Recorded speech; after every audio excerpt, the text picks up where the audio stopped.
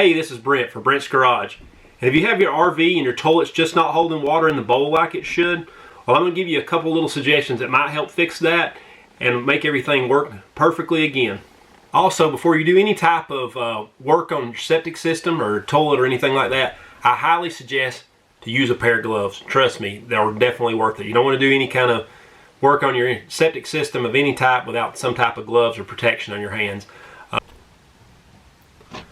Okay, what happens is this pin that sits right inside of here, I don't know if you can see it or not, but this little pin that sets in, this is actually part of this piece here, which is actually what sets up on the seal. So what happens is this piece will actually pivot back and forth. I don't know if you can see it moving or not.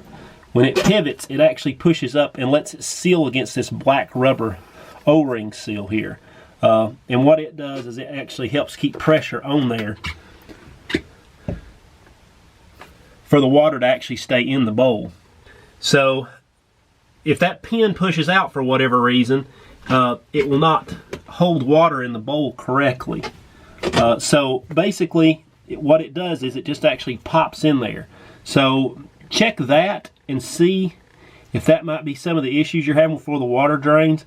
If not, sometimes this black O-ring here, water and toilet paper sometimes will actually kind of get trapped up in between the seal here, and that'll also cause some of the issues too.